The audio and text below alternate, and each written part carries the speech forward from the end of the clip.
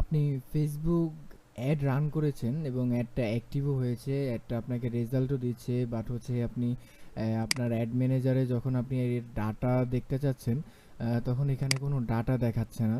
তো আমরা সাধারণত জানি যে ফেসবুক হচ্ছে তার ডাটা রিফ্রেশ করে 24 ঘন্টা পর বা 24 ঘন্টার মধ্যে রিফ্রেশ করে ফেলে। তো অনেক সময় হয় কি ডাটা হচ্ছে 24 ঘন্টার ভিতরেও দেখায় না বা বাহিরেও দেখায় না, 24 ঘন্টা বা 2 দিন পের হয়ে যাচ্ছে আমাকে কোনো ডাটা দেখাচ্ছে না। যেমন আমি একটা রান করেছি গতকালকে এই আরও সন্ধ্যার সময়। তো এখন রাত বাজে হচ্ছে 11টা 47। তো এখনও আমাকে কোনো ডাটা সে দেখাচ্ছে না।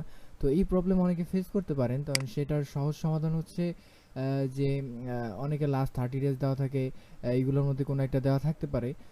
তো তবুও দেখাচ্ছে না। তো আমি যখন টুডে দেই, আজকে আমার ডাটার রেজাল্ট কি সেইটা দেই, তখন হচ্ছে আমার ডাটাগুলো শো করতেছে। এর মানে হচ্ছে যে ফেসবুক আমার যে ডাটাগুলো আছে সেগুলোকে 24 ঘন্টার আওতায় এখনও রিফ্রেশ করে নাই।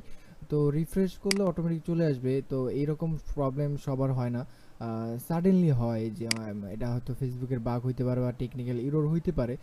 বাকি আপনি এইভাবে এটাকে সমাধান করতে পারেন, বা হচ্ছে যদি আপনার যদি আসলেও 2 দিন হয়ে থাকে, আমারটা 2 দিন হয় নাই, যদি 2 দিন হয়ে থাকে হয়তো বা ইয়েস্টারডেতেও আপনি ডাটা দেখতে পারেন, বা আমি হয়তো কালকেও দেখতে পারবো যদি আমার ডাটাটা রিফ্রেশ না করে।